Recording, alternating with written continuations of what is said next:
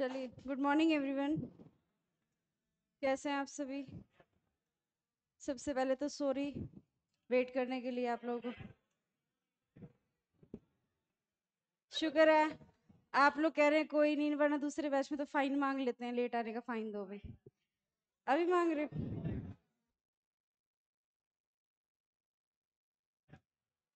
नहीं चाहिए फाइन? पक्का? देखो लालच, लालच आ गया। चाहिए? हाँ भाई, देखेंगे क्या फाइन। हाँ जी, लेट उठे हैं ये कह रहे हो? लेट मत आया करो। हाँ, आवाज ठीक है? लास्ट में आवाज आ रही है, लास्ट में सीरियस पुरानी। ठीक है, फाइन इकट्ठा होता रहता है। किसी भी क्लास में लेट हो गए तो बैच के एंड में उस सारे फाइन का हम वो करते हैं, पार्टी करते हैं, ट्रीट करते हैं। तो आप लोगों को तो फाइन चाहिए ही नहीं है, फिर आप लास्ट में। अच्छा, आप कह रहे तो दे ही दो। गौरव, प्रजापति, हरेंद्र और संभव, गुड मॉर्निंग। क्लास स्टार्ट करें। क्या पढ़ रहे थे बताओ?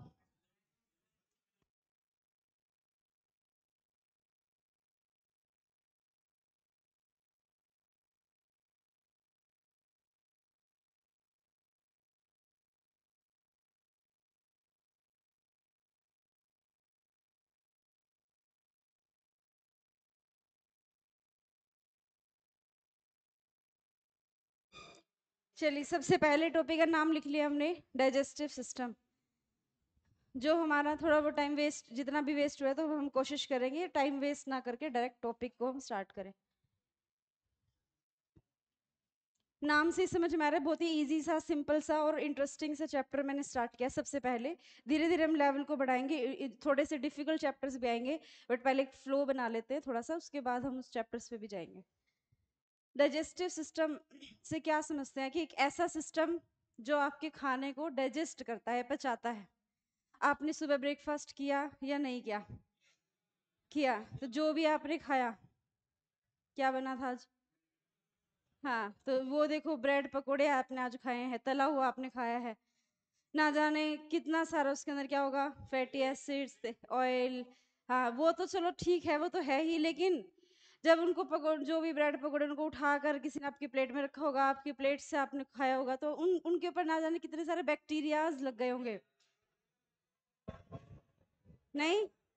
और वो बैक्टीरिया आपने खाए होंगे, और फिर आप लोग ही कहते हैं कि हम तो शुद्ध शाकाहारी हैं। ना जाने दिन भर में कितने बैक्टीरियाज खा जाते हैं आप लोग, जाने अनजाने। हैं? देते तो नहीं, क्या नहीं देते? अच्छा, दिखते नहीं है? कोई बात नहीं, अच्छा दिखे ना तो फिर कुछ भी खा लो। अब आप चाहे कोई भी, कितना मुकेश अंबानी अडानी क्यों ना हो, बैक्टीरियाज को तो वो भी जो है वो उनकी क्वांटिटी को कम कर सकता है, घरों में एयर प्यूरिफायर्स लगाकर वायु को शुद्धता के लिए उनकी क्वांटिटी को कम जरूर किया जा सकता है, लेकिन पूरी तरह से जड़ से आप हटा नहीं सकते हैं। इस रूम में ना जाने कितने सारे बैक्टीरिया हैं। आप लोग बोल रहे हैं आपके मुंह से बैक्टीरिया निकल रहे हैं, साथ वाले के मुंह में जा रहे हैं। साथ ऐसा ही हो रहा है हवा में। सच्चाई यही है जी, खराब क्या हो गया? चलो ज्यादा नहीं करते हैं, नहीं तो यही ब्रेड पकोड़े बाहर आ गए तो दिक्कत हो जाएगी। अब हम उसको पचाने की बात करते हैं कि कैसे पचाया जाता है। तो अभी बताओ, अगर सिंपल सी बात करें, अगर सिंपल सी बात करें कि खाना, सिंपल खाना, ये ब्रेड पकोड़ा छोड़ो, सिंपल दाल रोटी या चावल जो भी है, बहुत ही सिंपल बेसिक सा खाना हो, उसको पचाने में कितना समय लगता है आपके हिसाब से? 3 घंटे, 4 घंटे?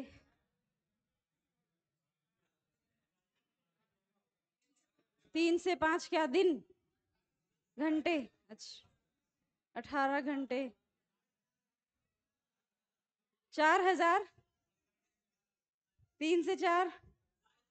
7 से 8? चलो, जान लिए आपके बारे में। बाकी जो नहीं बोल रहे हैं, देखो ये इनके तो पेट में गड़बड़ी लग रही है, ऐसे ऐसे चेक कर रहे हैं कितना समय लगे। आशीष राय का आंसर आया 6 घंटे, 6 आवर्स। और बाकी जो कुछ नहीं बोल रहे हैं, उन्हें क्या लेना देना, खाना खाते हैं पच जाता है, हमें क्या मतलब, कभी मर्जी पच। 4 घंटे। मेजोरिटी जो सेज, जो ज्यादातर ऑप्शन आ रहे हैं आपके 3 से 4 घंटे, 6 घंटे, आप जो इन्होंने बोला एक का है 7 से 8 घंटे, ये आपके मैक्सिमम आंसर्स आ रहे हैं सभी के ही। 4 से 4:30, तो इसी में ही आ गया 4:30। आधे घंटे में क्या ही उखाड़ लोगे आप, ये इसी में ही आ, इसी में। बताइए यही आंसर है, कोई इससे अलग हटके आंसर देना चाहता? 18 से 20 घंटे। इनको देख के आपको नहीं लगता वो ऐड ही नहीं याद आती, वो बंटी तेरा साबुन स्लो है क्या है? चलो कितने सही हैं कितने गलत वो देखेंगे। तो ज्यादातर जो आंसर्स हैं वो आपके 3 से 4 घंटे वाले हैं। और जहां जहां जनता ज्यादा होती है, मतलब मैक्सिमम आंसर ये है, वो हमेशा सही होती है गलत होती है? गलत होती है। फिर जनता के साथ ही क्यों हुआ जब आपको पता ही गलत होती है तो? लेकिन क्यों जहां जनता ज्यादा वो सही नहीं हो सकती क्या? इसका आंसर क्या आएगा? अगर हम मटन खाते हैं तो 7 घंटे, वैसे 6 घंटे। संभव होगा 3 से 5 घंटे का सिस्टम। तो इसका आंसर जो है ये गलत। इसका आंसर क्या आएगा? वही जिस पर लोग हंसते हैं ना, वही हमारा आंसर होता है। जहां तक हम सोच नहीं सकते हैं वहां पे इसका आंसर 18 से 20 घंटे लगते हैं। और जो ये मटन की बात कर रहे हैं जो ये खाएंगे, उसमें तो 20 से भी ज्यादा समय लगेंगे। ठीक है, किस लिए? तालियां किस लिए? अच्छा, 18 से 20 घंटे जिसने आंसर, हो सकता है उन्होंने पहले ही क्लास ली हो तभी आंसर दिया हो। अच्छा ये बताओ, 18 से 20 घंटे में आप एक टाइम का खाना पचाते हैं, तो 18-20 घंटे में तो आप 4 बार और खा लेते हैं, 3 बार और खा लेते हैं, है ना? आपने अभी ब्रेड पकौड़े खा लिया, आपने एक बार खा लिया, अब इसको पचने में इसको तो और भी समय लगेगा 20 घंटे से भी ज्यादा। क्योंकि जितना आप हैवी खाना खाते हो या फास्ट फूड या कुछ भी, तो उसमें तो और समय लगता है। ये तो नॉर्मल खाने की बात करते हैं, नॉर्मल दाल रोटी आप जो खाते हैं, तो उसका समय ये तो पचने का। तो उसमें 18 से 20 घंटे में वो पचेंगे इतने, अभी 3 घंटे बाद फिर आप लंच करने चले जाएंगे, अगले 4-5 घंटे बाद फिर आप डिनर करने चले जाएंगे। लेकिन ये पहले वाला ही नहीं पचा अभी। हाँ, साइकिल, ये स्टोर होता रहता है। हाँ, चलो हमारे जैसे में तो स्टोर दिख भी रहा है, लेकिन कुछ कुछ ऐसी प्रजाति हैं जिनमें दिखता ही नहीं है कहाँ स्टोर हो रहा है, कहाँ स्टोर कहाँ होता है उनमें। चलिए, बातों से हटकर अब हम स्टार्ट करें। देखो क्यों होता है ऐसा। हमारा जो खाना है, बस भाई अब कोई बोलेगा नहीं। हमारा जो खाना है, जैसे ही हम बाइट तोड़ते हैं कोई भी खाने की और हम उसको अच्छे से चबाते हैं और जब निगलते हैं, तो वो हमारे स्टमक में यानी कि आमाशय में पहुंचता है। अभी हम इमेज से वीडियो सब चीजें प्रॉपर देखेंगे पहले। तो जब वो अमाशय में खाना पहुंचता है ना, ये हमारी फूड पाइप है।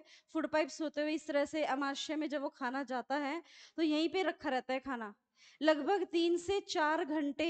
जिन्होंने आंसर दिया है वो इसलिए दिया क्योंकि उनको पता है 3-4 घंटे बाद फिर से भूख लगाती है। तो यहाँ पे 3 से 4 घंटे खाना स्टे करता है हमारे स्टमक में, हमारे अमाशय में। और इस अमाशय में जब तक खाना है, तब तक आपको ऐसा फील होगा कि पेट फुल है, आपको भूख नहीं लगेगी। लेकिन जैसे ही खाना आगे निकलेगा, आगे कहाँ जाएगा? आगे आपकी छोटी आंत है, बड़ी आंत है। खाना धीरे धीरे धीरे धीरे उनमें चलता रहता है। छोटी आंत कहने को ही छोटी है, लेकिन एक्चुअली में वो बहुत लंबी होती है। और उसमें धीरे धीरे खाना चलता रहता है, और फिर उसके बाद बड़ी आंत में भी जाता है, और फिर उसके बाद वेस्ट बनता है, उस वेस्ट को स्टोर करती है बॉडी। तो इन सारे कंप्लीट प्रोसेस में 18 से 20 घंटे लग जाते हैं। जबकि 3-4 घंटे के बाद जब खाना यहाँ से आगे निकल जाता है ना छोटी आंत में, तो यहाँ पे ये स्टमक अमाशय जो है ये खाली हो जाता है। और जब ये खाली हो जाता है तो आपको फिर से भूख का एहसास हो जाता है कि फिर से लंच का टाइम हो गया या डिनर का टाइम हो गया। समझ रहे हैं आप? तो ये सारी बातें अब हम इमेज के जरिए अच्छे से पढ़ेंगे। लेकिन पहले हम ये जानते हैं कि इस चैप्टर में हमें मेनली क्या बात पढ़नी है। इसमें हमें पढ़ना है एक पाइप के बारे में, जो कि कंप्लीट पाइप है, that is called alimentary canal. Hindi में आप इसे सिंपली किस नाम से जानते हैं? आहार नाल के नाम से जानते हैं, आहार नाल। ये आहार नाल क्या है, ये कहाँ से शुरू होती है? तो ये आपके माउथ से शुरू होती है, क्योंकि खाना जब आप माउथ में डालते हैं तो वहां से ही ये पाइप स्टार्ट हो जाती है, आपके गले से, मुंह से ही। और जैसे ही पाइप स्टार्ट होती है तो पूरा इसके अंदर आपकी फूड पाइप भी आ जाएगी, इसमें आपका स्टमक अमाशय भी आ जाएगा, इसमें आपकी छोटियां बड़ियां सब कुछ आ जाएगा इस आहार नाल में। और यहाँ से जब जाएगा तो माउथ से खाना, और जो वेस्ट है वो गुदा के द्वारा, एनस के द्वारा जो वेस्ट निकलेगा, वो किस फॉर्म में निकलेगा? फिशिज मल की फॉर्म में जो वेस्ट निकलता है। और उसका लास्ट पार्ट इसका क्या हो जाएगा? एनस यानी कि गुदा। तो हमारे खाने से वेस्ट बनने तक का जो कंप्लीट प्रोसेस है, वो सारा का सारा इसी पाइप में ही होता है। और इस कंप्लीट पाइप को आप क्या कह रहे हैं बताइए? आहार नाल। क्या कोई समस्या है आपको? तो अब ये देखो, इसकी पाइप की हम बात करते हैं, एलिमेंट्री कैनाल की। ये इसके पार्ट्स के नाम समझते हैं, कहाँ से शुरू होती है ये आहार नाल। तो ये आहार नाल आपकी स्टार्ट होती है माउथ से। तो सबसे पहले आपका खाना, सिर्फ पहले सुनेंगे, बाद में लिखने का पूरा पूरा टाइम मिलेगा आपको। सबसे पहले आपका खाना कहाँ एंटर करेगा? माउथ में। तो माउथ कैविटी यानी कि मुख गुहा, यहाँ से ये पाइप स्टार्ट होगी। उसके बाद फिर खाना कहाँ जाएगा? आपके गले में। गले में कहाँ? फूड पाइप, बिल्कुल। फूड पाइप में जाने से पहले एक छोटा सा कॉमन सा पार्ट है जिसको आप किस नाम से जानते हैं? फेरिक्स के नाम से जानते हैं। फेरिक्स के नाम से जानते हैं।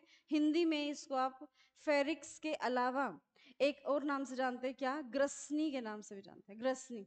तो खाना इस फेरिक्स में जाएगा। इसका काम ये है कि खाने को खाने वाली पाइप में भेजे, वरना गले में तो दो पाइप है, एक तो वो जिससे आप सांस लेते हैं और एक वो जिससे आप खाना खाते हैं, फूड पाइप और विंड पाइप। स्पीड ज्यादा तो नहीं हो रही? समझ आ रहा है सभी को? फूड पाइप और विंड पाइप दो पाइप हैं। इसका काम ये है कि खाने को खाने वाली पाइप में ही भेजे, वो श्वास नली में खाना ना अटक जाए। कई बार होता है ना, खाना खाते खाते आप बोलते हैं और खाना गले में अटक जाता है। तो उसका रीजन यही है कि फेरिक्स में एक वोल्व होती है, वो वोल्व कभी इधर होती रहती है जब खाना जाएगा तो। और खाने के साथ साथ अगर आप बोल रहे हैं तो फिर वो वोल्व सरक नहीं पाती, जिसकी वजह से खाना गले में अटक जाता है। ये सारी बातें हम यहाँ पर समझेंगे इमेज के जरिए। इसके बाद खाना आपके फेरिक्स का काम है उसको खाने को कहाँ भेजना, बताइए? फूड पाइप में। तो अब खाना आपका एंटर करेगा आपके गले में, जो पाइप है दैट इज फूड पाइप। और हिंदी में आप इसे क्या कहते हैं? ग्रास नली। इसी फूड पाइप का एक और नाम भी है, यस, इसोफेगस, वो हम लिखेंगे बाद में। इसके बाद फूड पाइप से खाना कहाँ एंटर करेगा? आपके स्टमक में एंटर करेगा। स्टमक जिसे आप पेट कह देते हैं सिंपली, या आप हिंदी में इसे क्या कहते हैं? आमाशय। इस आमाशय में खाना कितने टाइम के लिए रुकता है? 3 से 4 घंटे रुकना चाहिए। अब रुकता है या नहीं रुकता, ये तो आप लोगों के ऊपर डिपेंड करता है। कुछ लोगों की हैबिट होती है खाना खाया और उसके साथ साथ ऊपर 2 गिलास भर के पानी पी लिया, तो फिर यहाँ खाना 3 से 4 घंटे क्यों रुकेगा? वो तो पानी के साथ मिलकर आगे निकल जाएगा ना, वो यहाँ पर नहीं रुकेगा।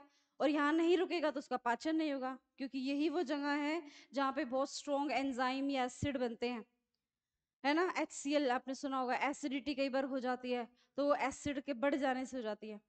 जैसे कुछ लोग ब्रेड पकौड़े खा लेते हैं और एसिडिटी की प्रॉब्लम हो जाती है, उसका रीजन भी हम देखेंगे। ठीक है, तो यहाँ पे जो एसिड बना है, जो एंजाइम बना है, वो खाने में तभी मिक्स होंगे ना जब खाना यहाँ रुकेगा। अब खाना यहाँ रुक ही नहीं रहा, खाना तो आगे निकल गया, तो यहाँ पे ना एसिड मिक्स होगा खाने में, ना ही उसमें कोई एंजाइम मिक्स होगा। जब उसमें कुछ मिक्स ही नहीं होगा, एंजाइम एसिड, तो खाने का पाचन कैसे होगा? तो कंप्लीटली पचेगा ही नहीं खाना।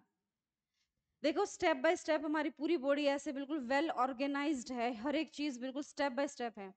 भगवान को ये भी पता है कि बैक्टीरिया बनाए हुए हैं जब उन्होंने, तो वो बैक्टीरिया को भी किल करना है जो खाने के साथ चले जाते हैं ना। कई बार हाथ धोए बिना आप खाना खा लेते हैं, तो आपने खाना तो खा लिया, अब उसके ऊपर जो बैक्टीरिया थे उनको मारने के लिए भी एंजाइम बनते हैं हमारे बॉडी में। ठीक है ना? कौन कौन से एंजाइम बनते हैं वो सारी बातें लिखेंगे। इसके बाद अमाशय से खाना आगे कहाँ जाएगा, बताओ?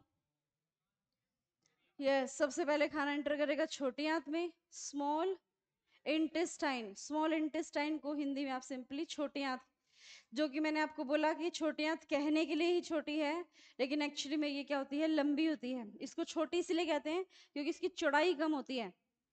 ठीक है, और ये छोटी आंत जो है ये फर्दर आगे कितने भागों में बटी होती है? 3 पार्ट्स। छोटी आंत के फर्दर 3 भाग होते हैं। सबसे पहला जो भाग है जिसको हम क्या कहते हैं? ड्यूडेनम। हिंदी में आप इसे किस नाम से जानते हैं? ग्रहणी के नाम से जानते हैं। सेकंड जिसका पार्ट है दैट इज कॉल्ड जेजुनम, और हिंदी में इसे जेजुनम ही कहेंगे। And third one is ilium. ये छोटे आंत का सबसे इंपॉर्टेंट पार्ट है, इलियम। इलियम, तो ये जो है सीक्वेंस में याद रखना है, छोटे आंत का सबसे पहला भाग ये है, दूसरा ये, तीसरा ये सीक्वेंस में ऐसे ही है, ये पहला, दूसरा, तीसरा। देखो, इस समस्या यहाँ तक क्लियर है? इधर सेकंड एक्स, क्या कुछ इंपॉर्टेंट बात है? कर लो आप पहले। अच्छा, थर्ड फिफ्थ नेक्स्ट नंबर पे हम लिखेंगे 6 नंबर पे। अब खाना कहाँ एंटर करेगा? आपकी लार्ज इंटेस्टाइन, बोले तो क्या? बड़ी आंत। तो बड़ी आंत में जब खाना जाएगा तो आपको बता दें बड़ी आंत के भी कितने भाग हैं, 3। तो पहला जो भाग है बड़ी आंत का वो क्या है बताइए, पता है किसी को?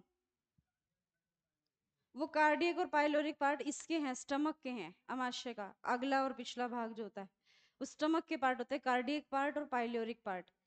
लार्ज इंटेस्टाइन के जो 3 पार्ट हैं उसमें से एक का नाम होता है सीकम। सीकम ये छोटी आंत और बड़ी आंत के बीच में कनेक्शन का काम करता है।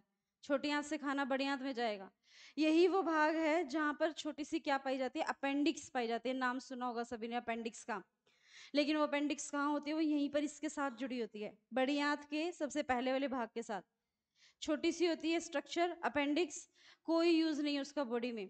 लोग कहते हैं, मतलब जो भी साइंटिस्ट, जो भी जिन्होंने इसके बारे में रिसर्च किया, वो कहते हैं कि पहले, आज से पहले का मतलब आदि मानव टाइप के जब लोग थे उस टाइम पे इस अपेंडिक्स का यूज हुआ करता था।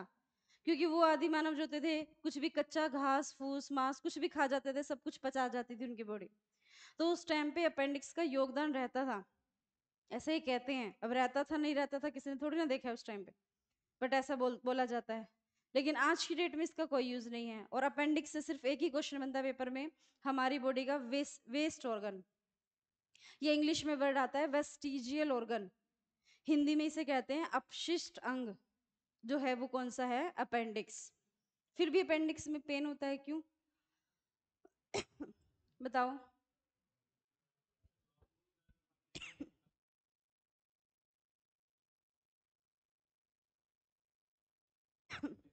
हाँ जी, अपेंडिक्स, कई लोग अपेंडिक्स को ऑपरेशन भी कराते हैं।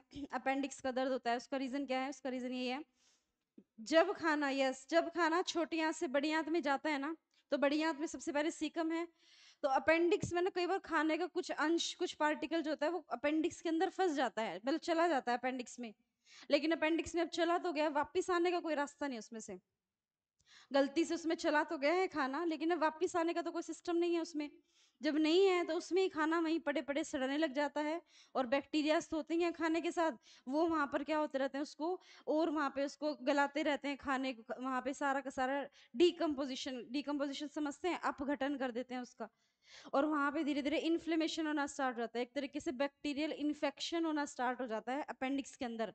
क्योंकि बैक्टीरियाज बढ़ जाते हैं वो खाने के आसपास, जहाँ खाना होगा वहाँ बैक्टीरियाज तो रहेंगे ही, और वहाँ पे पड़े पड़े वो सड़ रहा है वहाँ पे।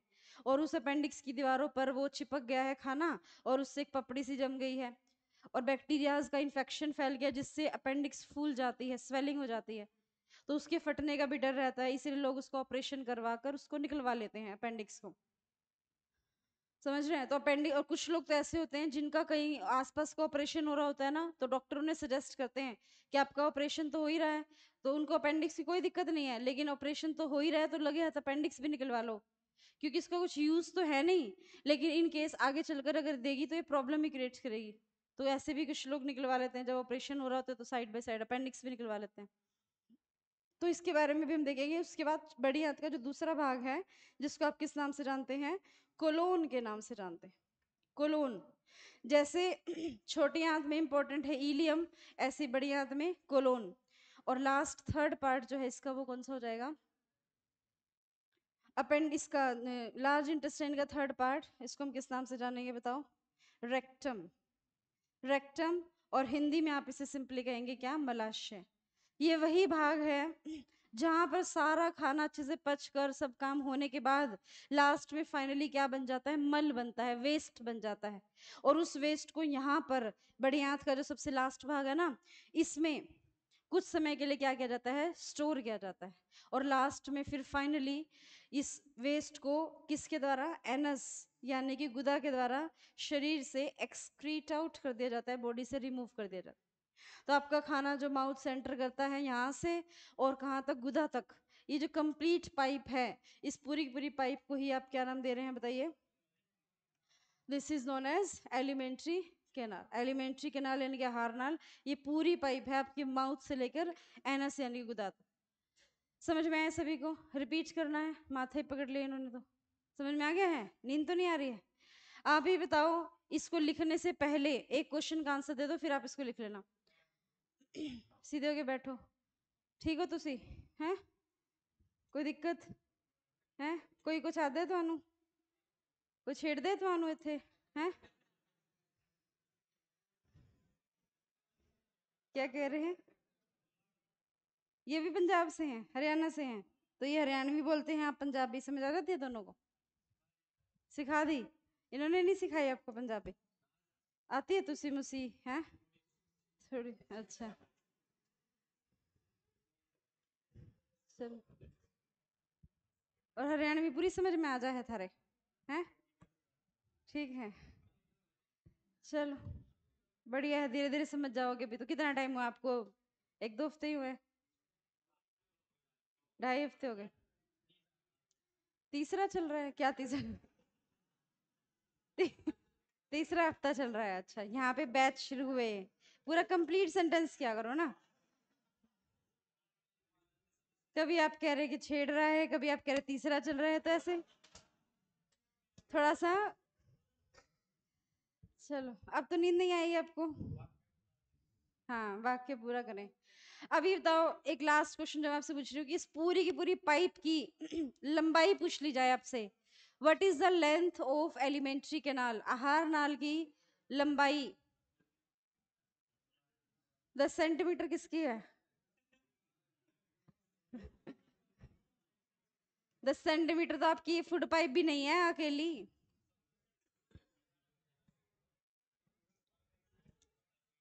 10 मीटर? वाह, एक की 10 सेंटीमीटर है आहार नाल, एक की 10 मीटर है। कोई ऐसा तो नहीं किसी की 10 किलोमीटर हो? क्या? 60 सेंटीमीटर? 12 किलोमीटर किसकी है? कृपया अपनी शक्ल जैसी बातें ना करें, और मुझे बताएं अगर पता है तो। अगर तुक्के लगा रहे हैं तो कोई फायदा नहीं, पता किसी को?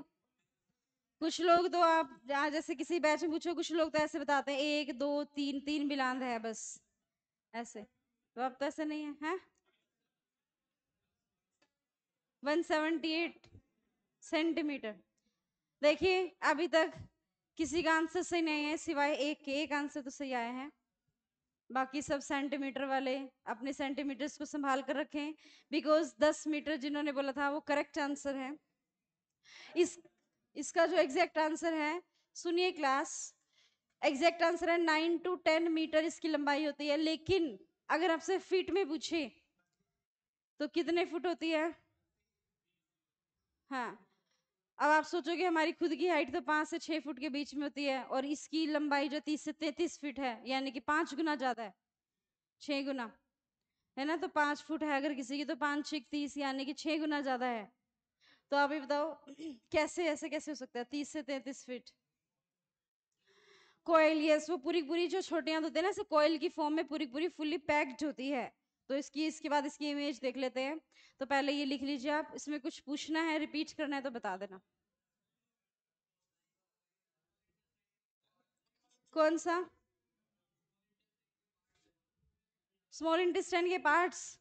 ड्यूडेनम, जेजुनम और इलियम। EUS, इलियम की ना, फर्स्ट वाले की, ड्यूडेनम, DUODENUM, हाँ जी।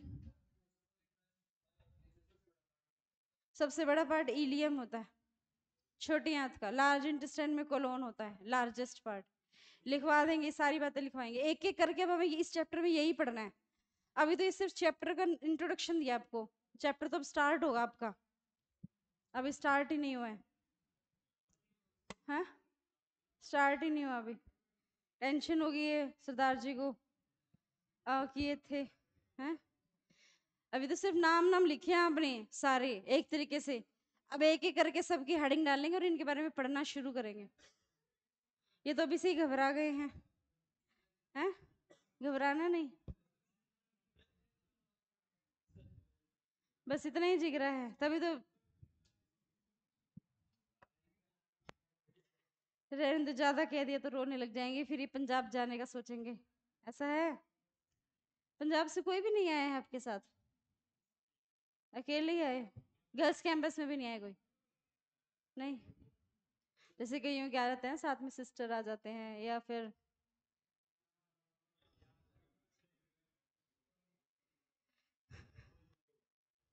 कॉलेज में? तो वो कहाँ रहती है आजकल? कॉलेज में जाती है वो, और आप यहाँ आते हैं? शादी भी हो गई है? तभी आप आए हैं क्या? दिल टूट गया था आपका? और अभी है? आपका इंतजार करेगी वो? है? इंतकाम लेने आएंगे यहाँ पर?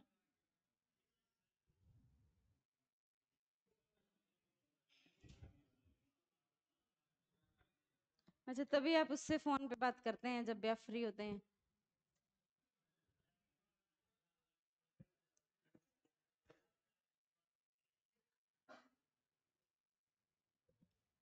पार्टी में तो बड़ा एंजॉय कर रहे थे, बड़ा डांस कर रहे थे आप लोग। हैं? कहाँ चले? चले गए?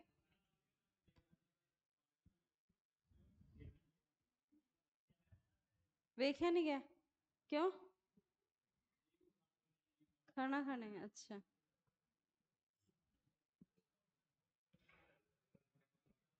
हो गया सभी का? 1 मिनट क्लास साइलेंस। दोबारा पूछो। अल्कोहल को डाइजेस्ट होने में कितना समय लगता है?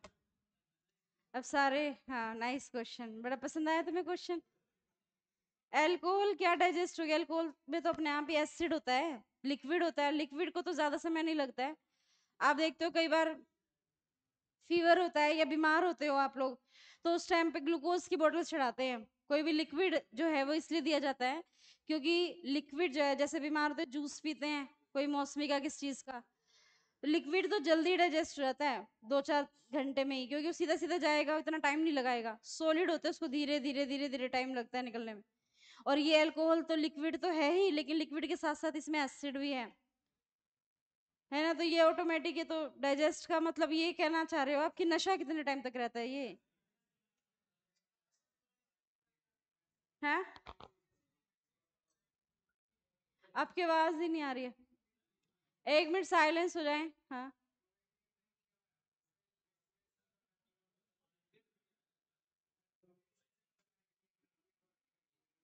पुलिस कैसे पता लगाएगी ड्रिंक किया हुआ है कि नहीं? डेड हो जाए वो? डेड होने के बाद? तो अच्छा, वैसे तो ब्रीथ टेस्ट कर लेते हैं, ये कह रहे हो आप? अगर वो जिंदा है मान लो, उसने अल्कोहल लिया हुआ है, ड्रिंक किया हुआ है, तो उसका ब्रीथ टेस्ट होता है ना, जो ड्राइविंग करते टाइम। कितना एक्सपीरियंस पता है आप लोगों को? तो आप ये कह रहे हैं कि अगर वो डेड हो जाए, मर जाए, तो फिर कैसे? उसके ब्लड से पता चलेगा? ब्लड तो उसके अंदर होगा, ब्लड तो होगा ही ना। तो ब्लड के अंदर स्मोकिंग भी किसी ने किया हुआ है ना अगर, तो स्मोकिंग के भी उसके अंदर वो आ जाते हैं सारे के सारे, आए पता, पार्टिकल्स पता चल जाते हैं स्मोकिंग के, अल्कोहल के, ब्लड ब्लड सैंपल से। और बिल्कुल ही ज्यादा टाइम हो गया तो फिर वो सारा का सारा कंज्यूम हो गया तो ब्लड को। हाँ। इससे पहले कुछ खाया? हाँ हाँ। देखो, ब्लड डोनेट करते हैं, मूवीज में होता था ऐसा कि क्लास, मूवीज में ऐसा होता था कि एक साइड हीरो को लिटा दिया, एक साइड हीरोइन को लिटा दिया, और इधर से खून निकल रहा है, इधर चढ़ रहा है, ऐसा। लेकिन आम जिंदगी में ऐसा कभी नहीं होता। कभी आप ब्लड डोनेट करने जाते हैं तो ब्लड को ऐसा नहीं कि आप आपके सामने ही आपका ब्लड निकाला और किसी और को चढ़ा दिया। तो पहले इस ब्लड को कलेक्ट किया जाता है, फिर बाद में उसमें टेस्टिंग की जाती है। अगर किसी ने कोई अल्कोहल सैंपल्स हैं कुछ है, तो उससे बहुत सारी सेल्स होती हैं ब्लड के अंदर, आरबीसी, डब्ल्यूबीसी, ये सब वो डिस्ट्रॉय हो जाती है। बैक्टीरियाज, वायरसेस बड़े, अगर जैसे मान लीजिए किसी को एड्स है फॉर एग्जांपल, डॉक्टर को थोड़ी पता है किसको एड्स है। उसने तो, आप कोई भी ब्लड डोनेट करने गया, उसने तो ब्लड लिया, चलो भाई वो जाए। अब उसको एड्स था, इसको टीबी था, क्या था क्या नहीं था, पता थोड़ी चलेगा बिना टेस्ट किए, बिना बताए। तो उसके ब्लड का फिर जांच की जाती है कि उसके अंदर किसी तरह कोई वायरस है। टीबी होगा तो टीबी का जीवाणु आ जाएगा तुरंत, एड्स होगा तो एचआईवी वायरस के दिखाई दे जाएगा तुरंत। तो उसके ब्लड को पहले टेस्टिंग की जाती है, और टेस्टिंग करने के बाद जब वो लगता है कि बिल्कुल ओके है, शुगर लेवल हर एक चीज बिल्कुल ओके है, उसके बाद ही वो किसी को डोनेट किया जाता है वो ब्लड। ठीक है? एक तो उसको ब्लड की कमी है किसी के अंदर, उसको ब्लड दे रहे हैं, और वो हम ब्लड भी ऐसा दे दें इन्फेक्टेड, क्योंकि वो तो बहुत आसानी से, ब्लड से बहुत सारी बीमारियां हैं जो बहुत आसानी से फैल जाती हैं। तो इसीलिए बहुत ही टेस्ट करके तरीके से देखने के बाद ही उस ब्लड को डोनेट किया जाता है। दोबारा बोलो। अफीम, अब पता नहीं। अपेंडिक्स सीकम के साथ जुड़ी हुई होती। लिख लिया सभी ने? मेरे को तजुर्बा नहीं है, जब होगा तो बता देंगे। अफीम का मतलब कहना क्या चाहते हो आप? हैं अल्कोहल की बता। देखो नाम तो, हाँ नाम तो पता है अल्कोहल के अलावा, जैसे कि आपकी आती है, बताया भी शायद मैंने आपको, देसी आती है ना। हाँ, तो अल्कोहल, तो इसका मतलब ये नहीं है कि भी हाँ अल्कोहल की बता दी तो अल्कोहल के बारे में ट्राई किया हुआ है सब कुछ, ऐसा नहीं है। मैम हिंदी इंग्लिश दोनों लैंग्वेज में लिखें या मैम हिंदी में बस में? तो एक भी शब्द ऐसा है जो यहाँ पर इंग्लिश में और हिंदी में ना हो? माउथ। हाँ जी। मिडल ऑफ,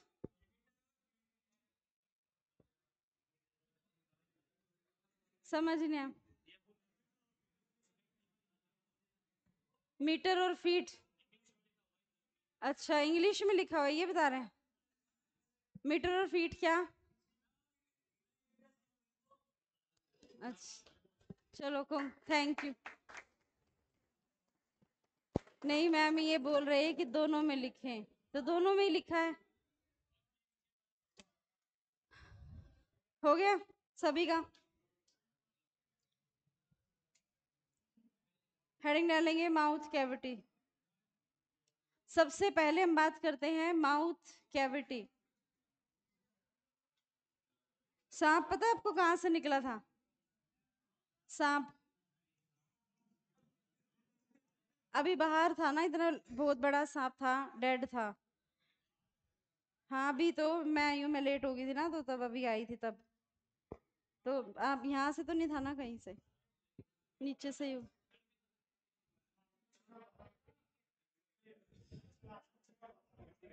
यहाँ छिपा हुआ था? अच्छा, घास में छिपा हुआ था है? कोई बात नहीं। आस्तीन का सांप है वहां। चलिए, मुख गुहा। सांप के माउथ में भी कुछ ग्रंथियां होती हैं, पैरोटिड ग्रंथियां, जिसमें वो जहर पॉइजन बनाता है। वो हमारे लिए, उसके लिए तो पॉइजन नहीं, उसके लिए होता तो वो भी मर जाता है उस जहर से, लेकिन वो हमारे लिए पॉइजन है अगर हमारी बॉडी में जाता है तो। ये कोई भी कीट पतंगा है, कुछ भी काटता है तो एक जहर की तरह काम करता है हमारी बॉडी में।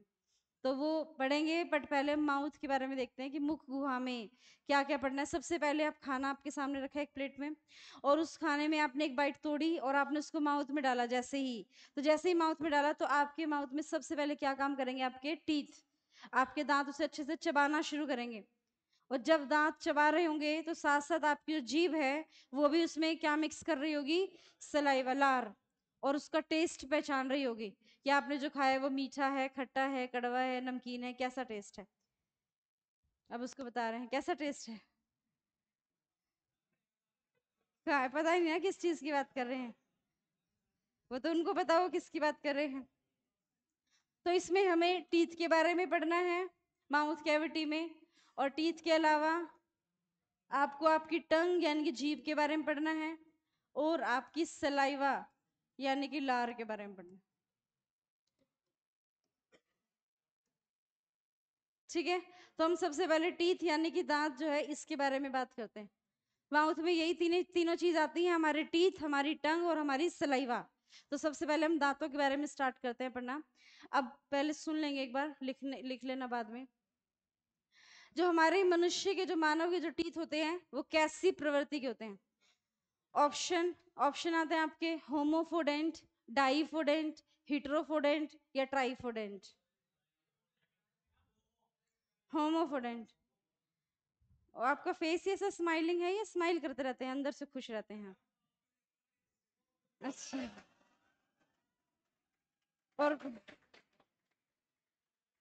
और बाकी टीचर्स को देखकर ऐसे ही खुश रहते हैं, और जब मैथ्स की भीड़ में लाइन में लगे रहते हैं तब भी ऐसे खुश रहते हैं? हैं? अब नहीं बोल रहे? हंसते ही मिलेंगे तो फेस ही ऐसा है ना आपका, फिर मेरा क्यों नाम ले रहे हो कि आपको देखकर खुश होते हैं? आप तो सबको देख के, आप तो इन सरदार जी को देखकर भी ऐसे खुश होते हैं, फिर इसमें और मुझ में फर्क क्या हुआ फिर बताओ? आपका चेहरा ही ऐसा है, फिर फर्क क्या हुआ?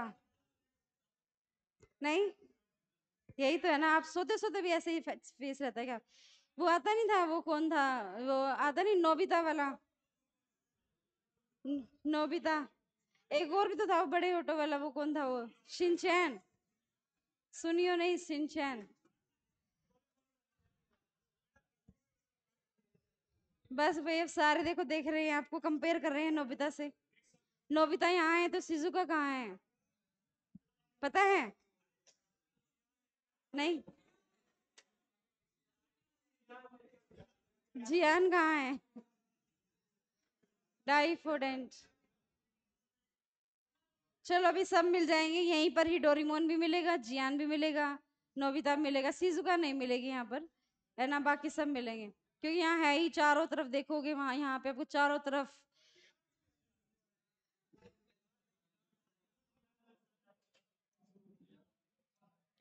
बस सिर्फ काम वाली को छोड़कर, या फिर जो एक दो हैं यहाँ पे।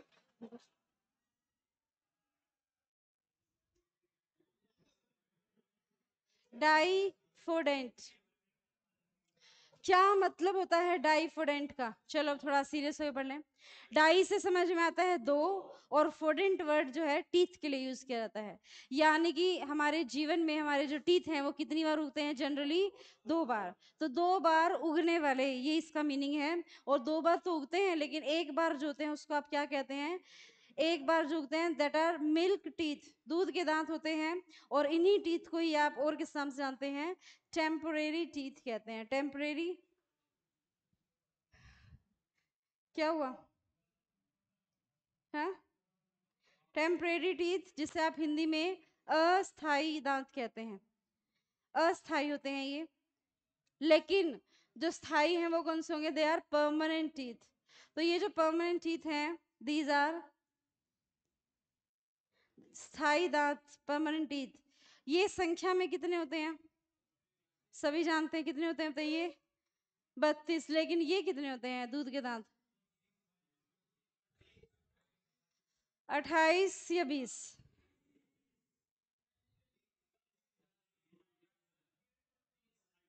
ऑप्शन दो ही है, 28 से 20। आगे वाले 28, पीछे वाले 20, तो क्या लगता है आपको कौन सही है?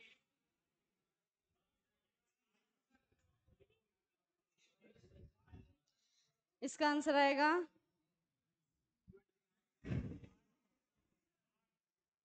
8। देखो सरदार जी ने क्या दिया है? 8, तो इसका मतलब, इन्होंने बोला, आपके दोस्त ने, इन्होंने बोला अगर 8 तो इसका मतलब 8 ही होगा। 8 ही होगा, ये बिल्कुल सही है, कभी गलत हो ही नहीं सकते, ऐसा इनका वहम है। इसका आंसर कितना है? 20। ये बेचारे सोच रहे हैं कल से हम क्लास ना ही लें बायो की तो ज्यादा सही है, ऐसा सोच रहे हैं दोनों, हैं? नहीं, 20, 20 होते हैं इसका मतलब, हाँ। ये सरदार जी, अच्छा, क्या पढ़ेंगे आप बायो में? दांतों के बारे में? अच्छा ये बताओ क्लास, बच्चों में कितने दांत नहीं है 32 में से? 20 है, यानी कि कितने दांत नहीं है? 12 दांत नहीं है। तो 12 दांत कौन कौन से नहीं है वो हम जानेंगे। लेकिन ये एज और बता दो कि जो दूध के दांत आते हैं ये बच्चों में कब आते हैं? कौन सी एज में आना स्टार्ट हो जाते हैं? 8 साल के बाद आते हैं। 6 महीने का जो शिशु होता है ना, 6 महीने के बाद जनरली आना स्टार्ट होता है। ऐसा भी होता है कि जो फीमेल्स होती है ना, जो मतलब जो हाँ बेबी गर्ल जो होती हैं, उनकी जो है ग्रोथ भी जल्दी जल्दी होती है। उनके अंदर जो भी, जैसे कि दांत है, दांत आना, बोलना, चलना, जो भी बच्चा पहली पहली बार करता है ना, वो सारी चीजें बेबी गर्ल जो होती है वो ज्यादा जल्दी करती है। और जो बॉयज होते हैं वो थोड़ा सा स्लो निकालते हैं दांत, ऐसा होता है। ऐसा जनरली केसेस में देखा गया है। अब इसके पीछे अब अपने अपने लॉजिक्स लगा लो जो लगाने हैं।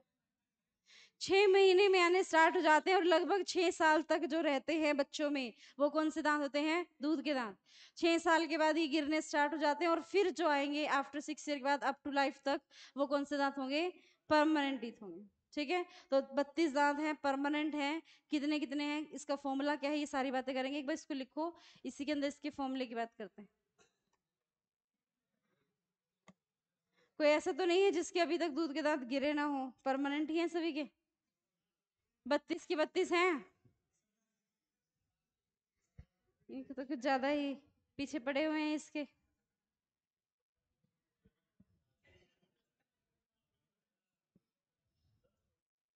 हैं, दोस्त है आपका?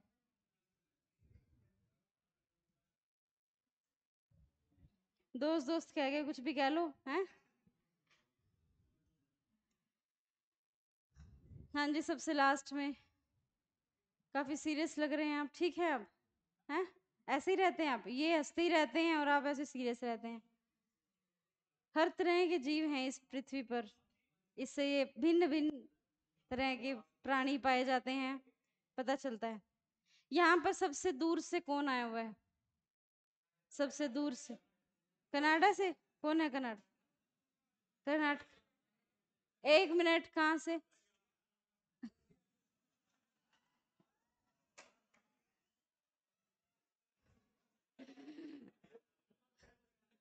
कहाँ से? West Indies, West Bengal. पहले तो हाँ भर गए थे गलती से। हिंदी समझ में आती है बढ़िया तरीके से, वहाँ हिंदी ही बोलते हैं। बंगाली, बंगाल में इसको खीर को क्या पायस कहते हैं? पायस। तो पायस पसंद नहीं है? वहां तो नॉन वेज ज्यादा खाते हैं, मच्छी चावल, मच्छी भात, ऐसा। वहां पे तो नॉन वेज ज्यादा खाते हैं, मच्छी। तो फिर यहाँ मच्छी के बिना मन लग रहा है आपका? चला रहे हैं काम जैसे तैसे। जो यहाँ बनता है वो खाते, वहां पे वो बनता है, दालें सब ये सब उतना नहीं बनता है।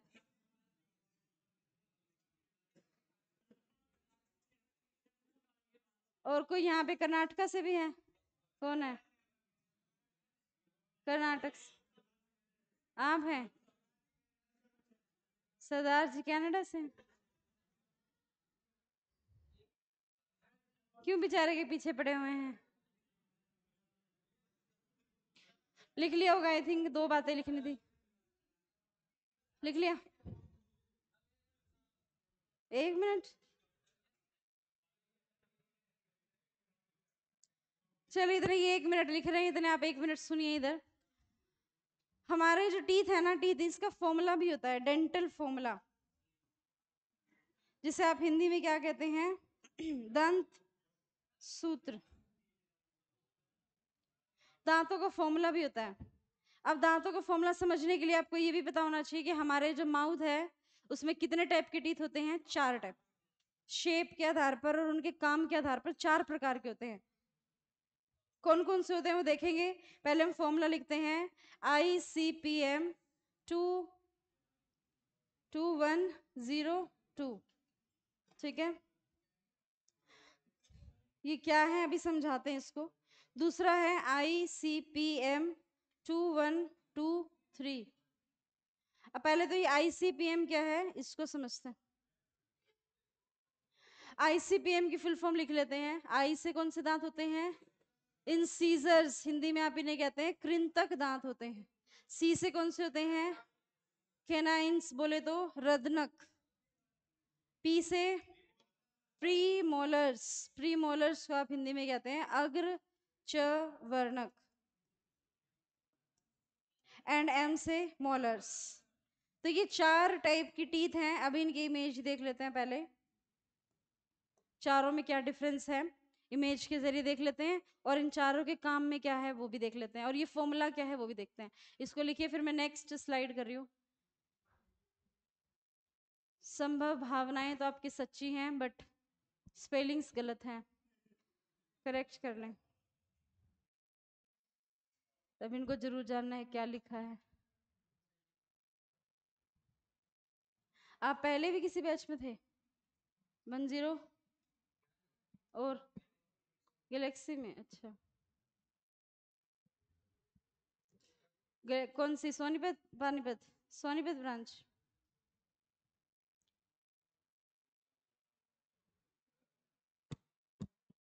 हिसार साइड से है कोई? हिसार, सिरसा? आप कहाँ से? हांसी से? अच्छा, और आप? फतेहाबाद? फतेहाबाद तो दूर हो जाता है, हांसी में काली देवी मंदिर के पास से हैं, और गांव है? अच्छा, हांसी तो छोटा सा ही है वैसे तो। वहाँ कोर्ट से शुरू होता है, कोर्ट से अनाज मंडी से होते हुए बस स्टैंड और खत्म हांसी बस।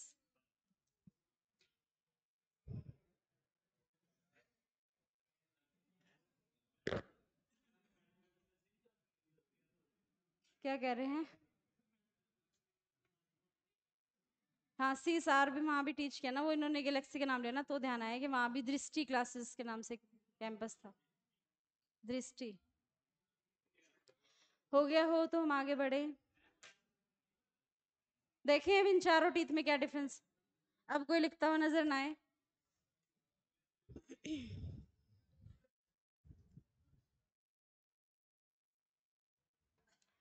चलो जिनके पेन चल रहे हैं। झारखंड है मैम, इंग्लिश आती ही नहीं है। झारखंडी है, झारखंडी है, इंग्लिश आती ही नहीं है, फिर भी कोशिश कर रहे हैं लिखने की। एक कहाँ तमिलनाडु की साइड, तमिलनाडु से था वो, उसको तो हिंदी हिंदी भी नहीं आती थी और इंग्लिश भी नहीं आती थी। अब वो आ तो क्या बेचारा, गलती से भूले भटके यहाँ पर, तो ना उसको हिंदी आती ना इंग्लिश आती, तो फिर उसको समझाए क्या, इंग्लिश हिंदी में समझाएं तो हिंदी तो उसको समझ ही नहीं आती। अब ऐसे ऐसे हरियाणवी एक दो दोस्त उसके रूममेट हो गए, उन्होंने तो बेचारे का जीना ही हराम कर दिया, उसको समझ कुछ आ नहीं रहा क्या बोल रहे हैं, और उसको जो मर्जी आए वो बोल देते थे, कुछ भी कह देते थे। जरा 10 दिन ही मुश्किल से निकाल पाया था वो वहां पे, क्योंकि उसको इतना सामान लेके आया, उसको कुछ समझ ही ना आए। अब इंग्लिश में बोले तो इंग्लिश भी टूटी फूटी सी समझ में आती थी उसको। अब प्रॉपर इंग्लिश में भी बात नहीं कर सकते, सिर्फ एक स्टूडेंट के लिए इंग्लिश में करें और बाकी सारे मुंह देखें कि ये क्या बोल रहे हैं। Would you get annoyed me fast क्यों क्वेश्चन, ये वो कुछ बोले और आपको कुछ समझ ही ना आए। आती है समझ में, Bengal West Indies, West Bengal से आती है समझ में इंग्लिश, थोड़ा बहुत आती है। Would you get annoyed me if I ask you question, would you get annoyed me if I ask you question? No I am not. Haryana वाले तो कह रहे या कर दे जो भी हो, या आप या कह रहे हैं। Would you get annoyed me if I ask you question? हैं, ऊपर से गई है। नहीं, उन्होंने सही आंसर दिया, वो समझ गए हैं। Would you get annoyed me, annoyed का मतलब होता है नाराज होना, तो वुड यू गेट अनॉयड मी, क्या आप मुझसे नाराज होंगे if I ask you question? अब नो नो कर रहे हैं, तब तो कह रहे थे या कर रहे थे। अगर मैं आपसे क्वेश्चन पूछूं तो आप नाराज हो जाएंगे, तो फिर नहीं पूछते हैं। चलो आगे फिर। चले लिख लिया होगा सभी ने। हाँ, क्या बताने लगे थे? पिक्स, अच्छा, अभी पिक्स दिखा देते। बड़ा इंटरेस्ट है आपको पिक्स देखने में? आपको लग रहा है कि अब तक इसकी पिक दिखाएंगे, पर दांतों की पिक देखनी है, कोई बड़ी बात नहीं, दांत की देखेंगे। टोटल आपने कहा 32। हाँ, टोटल आपने कहा 32 दांत है हमारे माउथ में, एक बार समझ लो फिर उसके बाद देख लेंगे। 32 दांत तो है, लेकिन ऊपर और नीचे इस तरह से दो पोर्शन में डिवाइडेड है। ऊपर भी कितने हैं? ऊपर कितने होंगे? 16, और नीचे भी कितने होंगे? 16, तभी तो दोनों मिलाकर 32 होंगे, सेम सेम ही होंगे। अच्छा, उसके बाद अगर हम बात करें किसकी, इसकी बिल्कुल बीच में से सेंटर से ऐसे डिवाइड कर दे, बिल्कुल सेंटर से, और ये अगर टोटल 16 हैं तो इस तरफ कितने रह जाएंगे? 8, और इधर भी कितने हो जाएंगे? 8।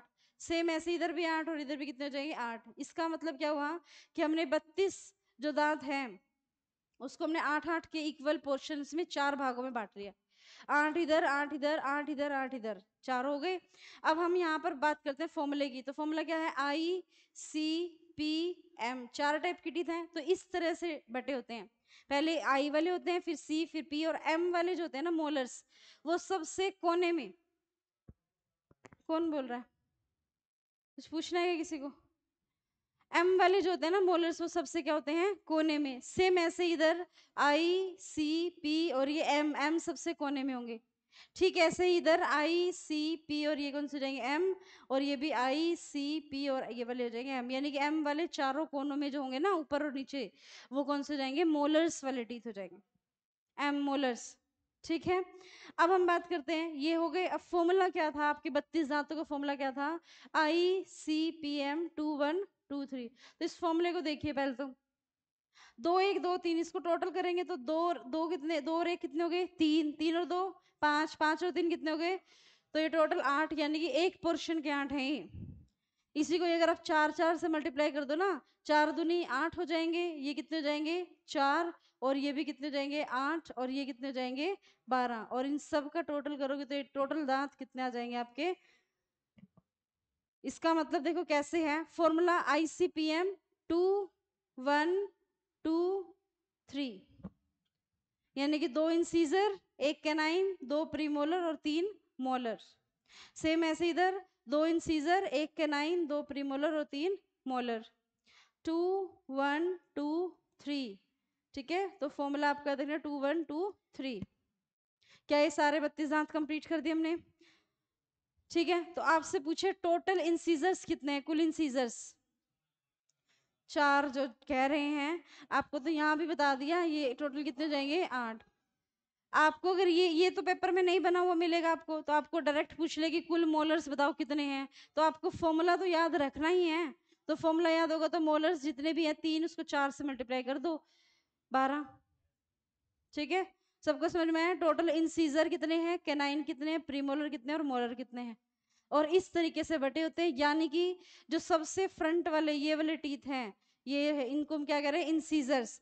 ये कौन से हैं? ये सबसे सामने वाले हैं, 4 ऊपर और 4 नीचे। यानी कि ये जो सामने वाले 8 जो दांत है ऊपर नीचे, ये वाले कौन से हैं? इंसीजर्स। और इन इंसीजर्स का काम क्या होता है? जब आप कोई भी चीज, जैसे कि मान लीजिए आपको एप्पल दे खाने के लिए, तो आप उसको सामने वाले दांतों से कट करते हैं।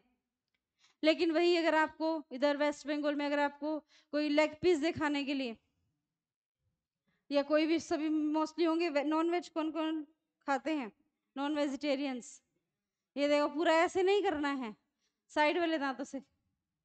अच्छा, वेजिटेरियन कौन कौन है? जो शुद्ध शाकाहारी, और बाकी नॉन वेजिटेरियंस हैं। नॉन वेजिटेरियन है आप दोनों भी? कदे कदे जी कर जा। अच्छा, तो कभी कभी जी कर जा तो आप खा लेते हैं। तो उन वो बेचारे, उसका क्या कसूर है? जी आपका कर गया और जी अगले का काट दिया जिसको खाना है आपने। हम ना काटते, तुम नहीं खाएंगे तो वो क्यों निकालेंगे उसका जी बेचारे का?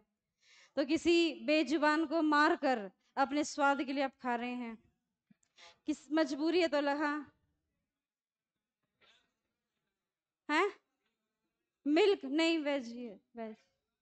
उसमें किसी की हत्या थोड़ी हो रही है, अगर हम जनरली देखा जाए तो वेज में ही काउंट होता है। वीगन फूड जो कुछ कहते हैं ना, उसमें ये कहते हैं कि एनिमल से प्राप्त ना हो, प्लांट से हो, उसको वीगन कहते हैं। बोलो हैं? बस बस ये डिप मुझे पता था आप क्या डिबेट करो, खुश होकर कर रहे हैं। और जब आप किसी किसी के दुख में शामिल होने जाते होंगे तब भी ऐसे ही फेस लेकर जाते हैं क्या? नहीं, तब थोड़ा सा सैड कर पाते हैं? हैं? सीरियस रहते हो आप? चलो कभी देखेंगे। देखो ये टॉपिक थोड़ा सा है सेंसिटिव। जो लोग नॉन वेजिटेरियन है वो अपने आप को जस्टिफाई करेंगे कि ये सही है, जो लोग वेजिटेरियन है वो अपने आप को करेंगे। तो इसका कोई, इस टॉपिक का कोई अंत है नहीं। जिसको जो सही लगता हो वो वैसे करेगा, कोई किसी को ना रोक सकता है ना कोई कुछ कह सकता है। जिसकी जो अंतरात्मा माने वो वैसा करो, ठीक है। लेकिन मैं तो 2102 को भी समझाते हैं। पहले ये बताओ, बंद कर दिया? बताइए, क्लियर है इतनी बातें? अब जहां पर खाने को कुछ है ही नहीं, वहां पे लोग खाते हैं, वो तो शुरू से खाते हैं, तो मजबूरी है उनकी। लेकिन यहाँ पर तो इतना कुछ है खाने को। नहीं, ऐसे मैंने तो नहीं कहा, ठीक है। I for smile teeth, C for crushing, पता नहीं क्या लिख रहे हैं। इंग्लिश नहीं आती तो जरूरी थोड़ी है लिखनी, संभव। ये हो गया, समझ में आ गया? अब दूसरा फॉर्मूला आपने क्या लिखा था? ICPM 2102। अब आप इसको अगर 2123 से कंपेयर करें तो ये इंसीजर और कैनाइन तो सेम सेम ही है। दिक्कत कहाँ है, मतलब कम ज्यादा कहाँ है? प्रीमोलर और मोलर में। आपने ये भी देखा कि जिनका ये वाला फॉर्मूला है उनके अंदर तो कितने दांत होते हैं? 20। और इसमें कितने दांत होते हैं? 32। तो इसमें तो 20 अपने आप ही होंगे। 4 4 से मल्टीप्लाई करो, इसको 4 से मल्टीप्लाई करोगे तो कितने आ जाएंगे? 8 के 9 को करोगे तो कितने आ जाएंगे? 4। ये तो जीरो ही है। इसको करोगे 4 से मल्टीप्लाई तो कितने आएंगे? 8। और ये जीरो है, तो इन सबको सम करो, कितना आ जाएगा? 8 4 12 और 8 20 दांत हो जाएंगे। ठीक है, तो इसका मतलब बच्चों में अगर आपसे पूछे यही 4 ऑप्शंस दे दे आपको, ये 4 ऑप्शन आपके पेपर में, और आपसे पूछे बच्चों में कौन से दांत नहीं होते हैं, ये मिल्क टीथ का कौन सा पार्ट नहीं है। देखो बच्चों में 1 मोलर कम होते हैं वो ठीक है, लेकिन मोलर हैं तो सही ना, ये तो बिल्कुल जीरो है। प्री मोलर जो है ये बच्चों में होते ही नहीं है, उसमें ये मोलर्स होते हैं, ये तीनों होते हैं। प्री मोलर नहीं होते, इसका मतलब प्री मोलर नहीं होते तो कितने हैं, कितने कम हो गए। प्री मोलर होते कितने, अगर होते तो 8 होते। 8 तो बच्चों में क्या नहीं है, प्री मोलर्स नहीं है, 8 तो प्री मोलर खत्म। और 4 क्या नहीं है, मोल वैसे तो कितने होने चाहिए थे, 12, 3 चौक 12, और हैं यहाँ पर कितने, 4 दूनी 8, तो 12 और 8 कितने माइनस करो, कितने आएंगे, 4। तो 4 जो है वो कौन से नहीं है, मोलर। लेकिन कौन सा मोलर, जो सिर्फ सुन रहा होगा ना उसको समझ में आ रही होगी बातें, और जो साथ साथ लिख रहा होगा वो कंफ्यूज रहेगा, और अंत तक रहेगा फिर वो कंफ्यूज, क्योंकि अब एक बार सुन लिया और फिर सुनकर समझ कर लिख लिया तो आपको हमेशा समझ में आ गई तो कोई दिक्कत ही नहीं है। लेकिन आपने अब नहीं सुना और सिर्फ लिखने सोच रहे कि पहले हम लिख ले साथ साथ, और लिख लो तो फिर लिखा ही रह जाएगा, वो रद्दी के भाव बिकेगी वो, फिर कॉपी जब समझ ही नहीं आएगा तो कुछ। ऐसे ऐसे तो बहुत सारे दुनिया भर के नोट्स बिकते हैं मार्केट्स में, आप खरीद लो कहीं से भी, है ना, बहुत सारी बुक्स, बहुत सारे नोट्स मिल जाएंगे आपको, किसी के बने बनाए भी कहीं से भी ले लो। बट जब तक आप मेन यहाँ पर आए हो इतनी दूर से, वेस्ट इंडीज वेस्ट बंगाल से यहाँ आए हो, अगर आप यहाँ आए हो तो आप समझने के लिए तो आए हो, है ना, वही नहीं कर रहे हो आप। तो बात करना ठीक है, लेकिन ये ऐसे टच कर, ये क्या बात करना चाह रहे हो आप ऐसे, हैं हैं। थर्ड मोलर मीठा है, मतलब तो एक लेवल अप है। 12 दांत जो है बच्चों में नहीं होते हैं, मीठा वो टेस्ट बता रहे हैं कि टंग जो होते हैं ना, जीभ उस पे टेस्ट बड्स लगे होते हैं। हाँ, कोई बात नहीं, पॉजिटिव सोचें, पॉजिटिव ही बढ़े।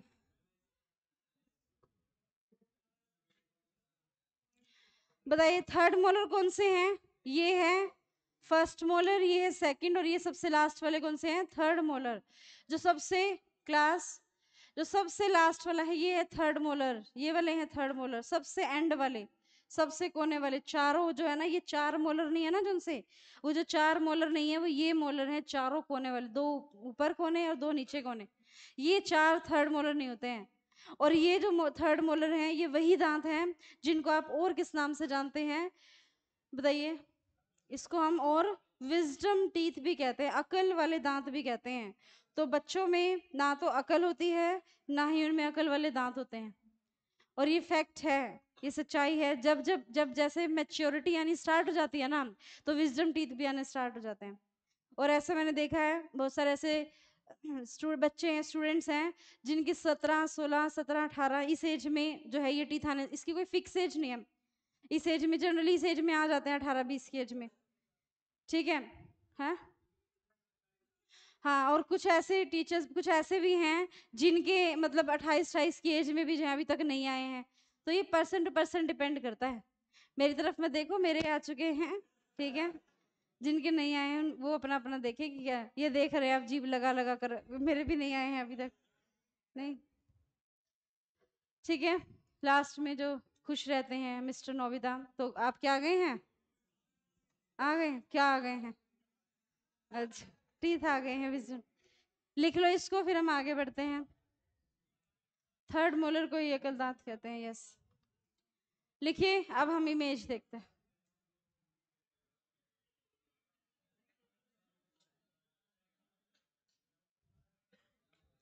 बताइए क्या हुआ आपको, टेंशन होगी कोई, और रोने का मन कर रहा है, हैं? कह दिया क्या कुछ इसने आपको, कुछ नहीं कहा, याद आ गई किसी की, फिर एकदम सीरियस हो गए ना आप? हाँ जी, आप कहाँ से हैं, बैठे हैं जो सरदार के साथ, हाँ, यूपी से। यूपी से तो बहुत सारे लोग होंगे यहाँ पे, मोस्टली यूपी से ही हैं, सारा यूपी ही है। बिहार से कौन कौन है, बिहार से भी तो है, यूपी से, और हरियाणा से, हरियाणा से ज्यादा हैं। और असम से भी है यहाँ पे कोई? असम, असम, त्रिपुरा, मेघालय। लक्षद्वीप से है कोई? लक्षद्वीप, अंडमान निकोबार। हंस क्या रहे हैं? आते हैं स्टूडेंट्स। जो सिलेक्शन बैच है ना, ये अंडमान निकोबार से। अभी पिछला बैच आया था जो गर्ल्स का, लड़की भी आई थी अंडमान निकोबार से। हैं? हैं? गोवा से तो हैं। वहां गई थी ना सिलेक्शन बैच में मेंटोरशिप के लिए मैं, तो वहां पे था एक स्टूडेंट लक्षद्वीप से आया हुआ था वो, और इंटेलिजेंट था, मतलब ऑलमोस्ट उसकी 80% तैयारी हो रखी थी, सिर्फ उसको 10-20% है ना फिनिशिंग की जो थी, सारे सिलेबस को बढ़िया से रिवीजन करके और प्रैक्टिस करने की नीड थी, उसका स्कोर भी अच्छा आता था। तो वो इतनी दूर से वहां से स्पेशल सिर्फ ये आया था कि वो अपने 20-25% बची जो तैयारी है उसको कवर अप करने। तो लक्षद्वीप से था, प्रॉपर हिंदी बोल रहा था, ऐसा सब सही समझ में आ रहा था उसको। हाँ, कहाँ पे? देख लो, वही तो कह रही हूँ, आपके कॉम्पिटिटर कहाँ कहाँ बैठे हैं, लक्षद्वीप में बैठा हुआ, बताओ। वो भी एग्जाम देगा और आप भी दोगे। आपको तो पता ही नहीं, आप तो इसी भीड़ को ही सोच रहे हो कि यही है हमारे कॉम्पिटिटर बस। लेकिन आपका कंपटीशन किस किस से है आपको तो आइडिया तक भी नहीं है। यूपी की पॉपुलेशन ही इतनी है, लोग तो आएंगे ही ना। लिख लिया होगा मेरे हिसाब से सभी ने। बस इसमें इतना ही लिखना है कि ये जो टीथ हैं, जिसमें से जो परमानेंट टीथ है 32, उसका फॉर्मूला ये होता है, तो आपके टोटल 4-4 से मल्टीप्लाई करोगे ये दांत आ जाएंगे, और मिल्क टीथ जो है उसमें 4-4 से मल्टीप्लाई करोगे तो 20 दांत हो जाएंगे। बच्चों में प्री मोलर जो है वो नहीं होते हैं, और बच्चों में थर्ड मोलर नहीं होते हैं। ये बातें लिखनी है बस आपने। ना बच्चों में प्री मोलर होते हैं और थर्ड मोलर नहीं होते। थर्ड मोलर को ही हम विजडम टीथ भी कहते हैं। कंधे से हाथ हटा लें,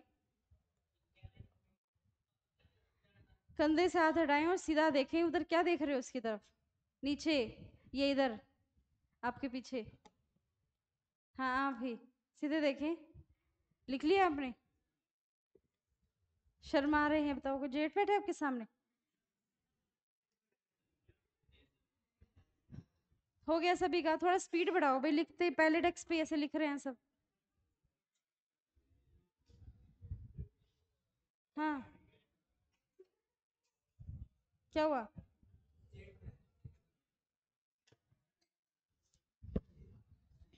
यहाँ आके ही अपने बाल ऐसे कराए हैं क्या जिन्होंने कराए हैं? क्यों? रीजन? गर्ल्स नहीं है इसलिए ऐसे करा लो? बाल टूटते हैं तो तुमने सोचा टूटने की वजह ही खत्म कर दो, बाल ना रहेंगे, बाल ना टूटेंगे, झंझट ही खत्म, ऐसा? यही रीजन है? हेयर फॉल हो रहा है सब, और भी किसी सभी का हो रहा है क्या? नहीं, पानी चेंज होने की वजह से? वैसे हेयर फॉल, हाँ, विटामिन डी की कमी से नहीं, विटामिन B7 की कमी से होता है, हेयर विटामिन कहते हैं, यस। विटामिन B5 की कमी से तो वो होता है, वाइट हेयर्स हो जाते हैं समय से पहले। किसमें ज्यादा पाया जाता है? आपको चाहिए? बाल तो पहले बढ़ाओ तभी तो। इसके लिए एक वो आता है मिनॉक्सिडिल करके आता है एक, सुना है नाम ऐसा? देखो वेस्ट बंगाल में भी है मिनॉक्सिडिल। आदिवासी हेयर ऑयल तो बहुत नकली नकली आ रहे हैं, असली तो कभी मिलेगा ही नहीं, आप ढूंढते रहोगे जीवन भर। असली वाला तो मिल ही नहीं सकता आपको, जितनी भी ऐड आ रही है, चाहे वो कोई भी हीरो हीरोइन कर रहा हो ऐड बेशक, तो जितनी भी ऐड आ रही है सब फ्रॉड है वो सब तो। ओरिजिनल वाला तो मिल ही नहीं सकता। मिनॉक्सिडिल को कौन सा मंगाना चाहिए? कौन सा क्या? इसमें भी टाइप्स होते हैं क्या? सुनिए, जिन जिन को हेयर फॉल की समस्या है, मिनॉक्सिडिल जो होता है उसके साथ एक ड्रॉपर भी आता है, तो उस ड्रॉपर के साथ जो है वो जहां जहां पर भी हेयर्स कम हैं या ग्रो नहीं हो रहे वहां वहां पर आप लगाएंगे। रात के टाइम लगाओ सोने से पहले, और सुबह जब भी हेयर वॉश करना हो तो करो, नहीं करना तो नहीं भी करो, चल जाएगा ऑल्टरनेट डेज पे। ऑल्टरनेट डेज मतलब एक दिन छोड़ के लगाओ, एक दिन रात को लगा लिया, अगले दिन छोड़ दो, अगले दिन लगाओ, ऐसे। तो उससे, यस, यहाँ जहाँ हेयर्स नहीं है हेयर्स आना स्टार्ट हो जाएंगे। ये मेरा शायद से यही स्पेलिंग मिनॉक्सिडिल करके ऐसे, ठीक है। लिखा नहीं था, आपको भी जरूरत है क्या? है सरदार को? इनको क्या जरूरत है, इनके पास तो कोई कमी ही नहीं है। हैं? अच्छा, देखे आपने केश? आप कौन सा, आप भी ऑयल लगाते हैं बालों में? आप भी तेल लगाते होंगे? कौन सा? केश किंग? चलिए, अब हम बात करते हैं।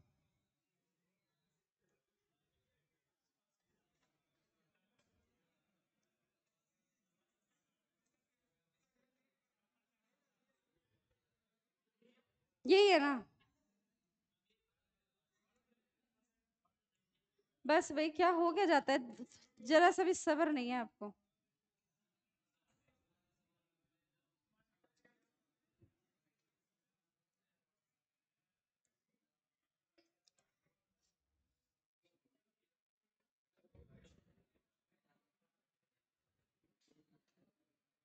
ये देखिए, इंसीजर्स होते हैं वो कुछ इस तरह से दिखाई देते हैं। इंसीजर्स जो सबसे फ्रंट वाले हैं, मैंने आपको कहा कि जैसे ही कोई एप्पल या कुछ खाते हैं तो सामने वाले दांतों से कट करते हैं, तो कट करने का या बाइट करने का जो काम है वो इंसीजर्स का होता है। और जैसे ही अगली हम बात करें कैनाइंस, ये थोड़े से नुकीले से दांत होते हैं। ये नुकीले क्यों होते हैं? क्योंकि अगर कोई भी ऐसी चीज है जो आपको चीरनी फाड़नी है, जैसे कि कोई लेग पीस की मैंने बात की थी, तो लेग पीस खाते हैं तो सामने से तो नहीं खाते, साइड वाले दांतों से खाते हैं। बट कुछ लोग जो वेजिटेरियन हैं, जो ऐसे ऐसे एक्सप्रेशन बना रहे हैं, तो उनके लिए यस, गन्ना, गन्ने के एग्जाम्पल है, तो गन्ने को आप सामने से तो नहीं छीलते, साइड वाले दांतों से छीलते हैं। तो जो साइड वाले जो दांत होते हैं, बीच ये वाले, ये कौन से होते हैं? कैनाइंस होते हैं। ह्यूमन में तो फिर भी इतने नुकीले नहीं हैं, जबकि लॉयन में या फिर डॉग्स में तो ये काफी नुकीले दांत होते हैं, क्योंकि वो मांस को चीरते फाड़ते हैं। उसके बाद ये है प्रीमोलर्स, और ये कौन से होते हैं? मोलर्स। इनका बेसिकली काम क्या होता है? उस खाने को अच्छे से क्या करना? पीसना, ग्राइंड करना, और उसको क्या करना? अच्छे से च्यू करना, चबाना। ये काम होता है इनका। इनकी ये शेप है और इस तरह के दिखाई देते हैं। ठीक है, इसमें इस तरह से टू, ये नीचे की तरफ जो है निकली हुई है, इसमें इधर से थ्री होती हैं। ये पूरा ही निकाल कर देख रहे हैं क्या बाहर ऐसे? जब जबाड़ा। अब हम बात करते हैं नेक्स्ट किसकी? डाइजेस्टिव सिस्टम की इमेज भी देख लेते हैं।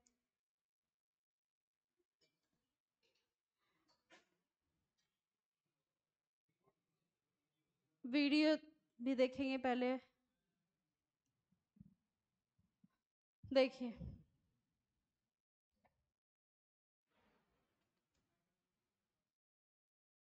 है डायग्राम क्या?